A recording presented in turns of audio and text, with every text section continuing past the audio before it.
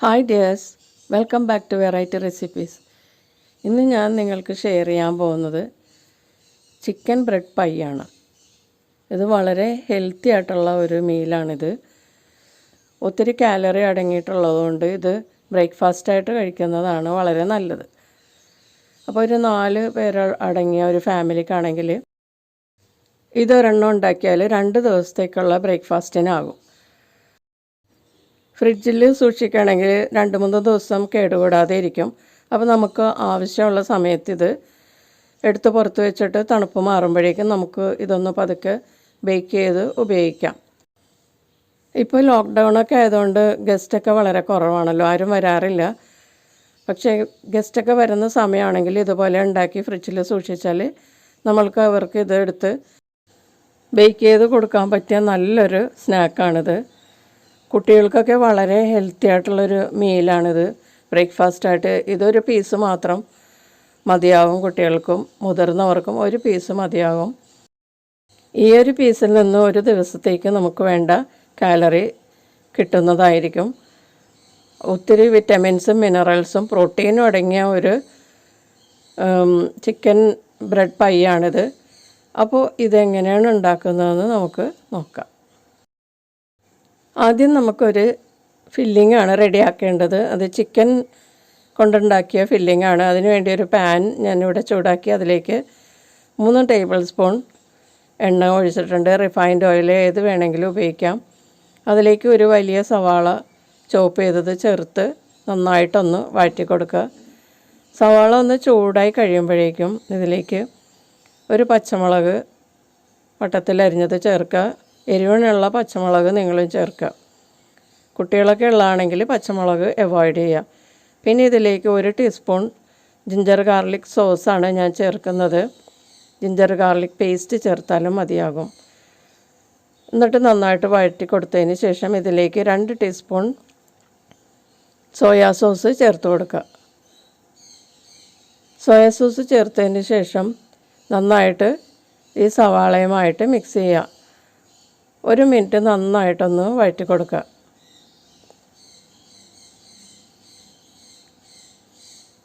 അതിനുശേഷം ഇതിലേക്ക് 2 teaspoon chilli sauce ചേർത്ത് കൊടുക്കുക. എന്നിട്ടൊന്ന് നന്നായിട്ട് മിക്സ് ചെയ്യുക. എരിവുള്ളതായതുകൊണ്ട് നിങ്ങളുടെ ടേസ്റ്റ് അനുസരിച്ചുള്ള ചില്ലി സോസ് ചേർക്കുക. പിന്നെ ഇതിലേക്ക് 2 ടീസ്പൂൺ ടൊമാറ്റോ സോസും കൂടി ചേർത്ത് കൊടുക്കാം. ടൊമാറ്റോ ഇതിനകത്തിട്ട് ചേർക്കുന്നത് കൊണ്ട് ഞാൻ 2 ടീസ്പൂണേ ഇതിലേക്ക് ചേർക്കുന്നുള്ളൂ. നമ്മളിതിലേക്ക് കട്ട് ചെയ്ത് ടൊമാറ്റോ ചേർക്കുന്നുണ്ട്. അതുകൊണ്ട് ടൊമാറ്റോ സോസ് കുറച്ച് ചേർത്താൽ മതിയാകും. എന്നിട്ടിതൊന്ന് നന്നായിട്ട് ഇളക്കി കൊടുത്ത് കുക്ക് ചെയ്യുക. ഒരു മിനിറ്റ് നന്നായിട്ട് കുക്ക് ചെയ്യണം. എന്നാലേ ഈ സോസൊക്കെ നന്നായിട്ട് ഈ സവാളയുമായിട്ട് മിക്സപ്പ് ആകുള്ളൂ.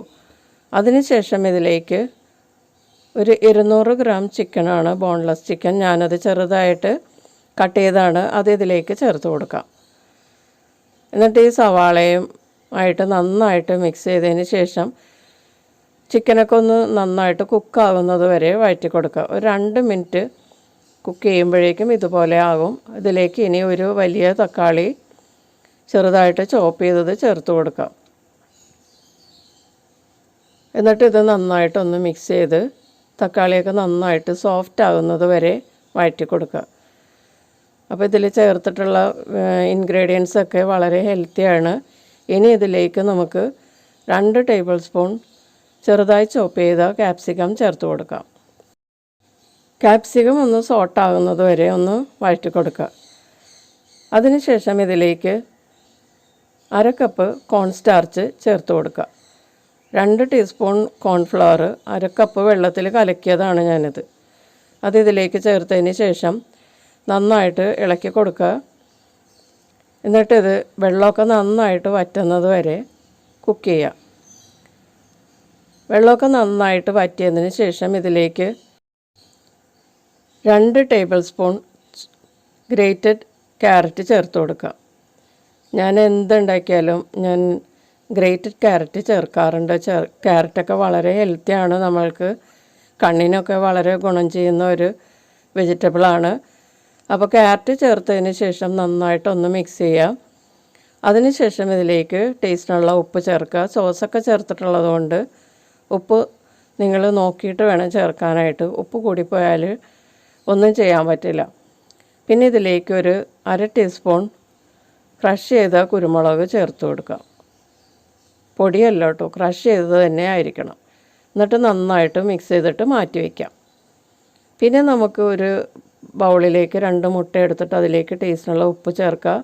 1 ടീസ്പൂൺ പഞ്ചസാര ചേർക്കുക.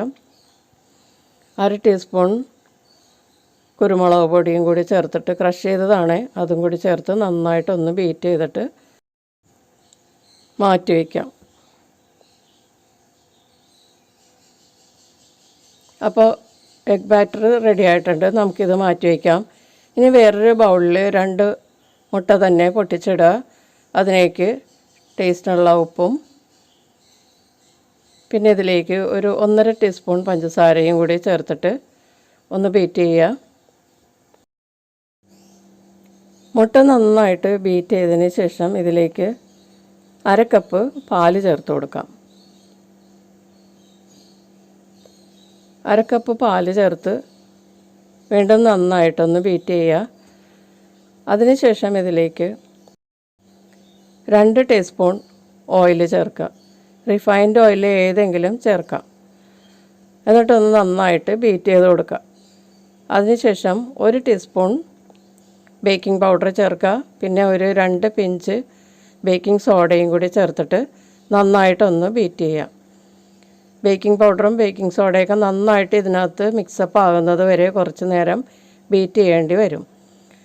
അതിനുശേഷം ഇതിലേക്ക് 1 കപ്പ് ഗോതമ്പ് മാവാണ് ഞാൻ എടുത്തിരിക്കുന്നത്, അത് ചേർക്കുക. നിങ്ങൾക്ക് വേണമെങ്കിൽ മൈദ മാവും ഉപയോഗിക്കാവുന്നതാണ്. അപ്പോൾ 1 കപ്പ് പൊടി ചേർത്തതിന് ശേഷം നന്നായിട്ട് മിക്സ് ചെയ്ത് കട്ടയില്ലാണ്ട് നന്നായിട്ട് മിക്സ് ചെയ്തെടുക്കുക. അപ്പോൾ ഇത് കുറച്ച് ടൈറ്റാണ്, അതുകൊണ്ട് ഞാൻ 1/4 കപ്പ് പാലും കൂടി ചേർക്കുന്നുണ്ട്. ദോശമാവിൻ്റെ കൺസിസ്റ്റൻസി കിട്ടണം, അതിന് വേണ്ടിയിട്ട് ഞാനൊരു 1/4 കപ്പ് പാലും കൂടി ചേർത്തിട്ട് നന്നായിട്ടൊന്ന് മിക്സ് ചെയ്തെടുക്കുകയാണ്. ഇപ്പോൾ ഇത് കറക്റ്റായ കൺസിസ്റ്റൻസിയിലോട്ട് ആയിട്ടുണ്ട്. നമുക്കിത് മാറ്റി വയ്ക്കാം. ഞാനിവിടെ ഒരു ബേക്കിംഗ് ട്രേ എടുത്തിട്ടുണ്ട്. കേക്കൊക്കെ ഉണ്ടാക്കുന്ന ടിന്നായാലും മതിയാകും. അത് തന്നെയാണ് ഞാനിപ്പോൾ എടുത്തിരിക്കുന്നത്. അതിലേക്ക് കുറച്ച് എണ്ണ തടവിയിട്ട് ഞാനൊരു 8 ബ്രെഡ് സ്ലൈസ് എടുത്തിട്ട് ഇതുപോലെ ചെറുതായിട്ട് കട്ട് ചെയ്തതാണ്. അത് ഒരു ലെയർ താഴെ നിരത്തി കൊടുക്കുക. അതിനുശേഷം ഇതിലേക്ക് നമ്മളിപ്പോൾ ഉണ്ടാക്കിയ ബാറ്റർ അതിൻ്റെ ഏകദേശം ഹാഫ് ക്വാണ്ടിറ്റി ഒഴിച്ചു കൊടുക്കുക. അതിനുശേഷം ബൗളിൽ നിന്ന് കുറച്ച് സ്പൂൺ കൊണ്ട് കോരിയിട്ട് ഇത് ബ്രെഡിലാവാത്ത ഭാഗത്തൊക്കെ കോരി ഒഴിച്ചു കൊടുക്കുക. അപ്പോൾ എല്ലായിടത്തും ഈ ബാറ്റർ ആവത്തക്ക വിധം സ്പൂൺ കൊണ്ട് കോരി അതിൻ്റെ പുറത്തേക്ക് ഒഴിക്കുക. അപ്പോൾ ഏകദേശം 1/4 ഭാഗം നമ്മൾ യൂസ് ചെയ്തിട്ടുണ്ടാകും. ഇനി ഇതിൻ്റെ പുറത്തേക്ക് നമ്മൾ റെഡിയാക്കി വെച്ചിരിക്കുന്ന ഫില്ലിങ് ചേർത്ത് കൊടുക്കാം. ചിക്കൻ മസാല അതിൻ്റെ പുറത്തേക്ക് നന്നായിട്ട് ഇട്ട് കൊടുത്തതിന് ശേഷം നന്നായി ലെവൽ ചെയ്ത് വയ്ക്കുക.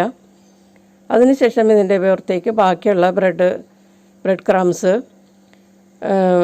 ഇട്ട് കൊടുത്തിട്ട് നന്നായിട്ടൊന്ന് കൈകൊണ്ട് പ്രസ് ചെയ്യുക.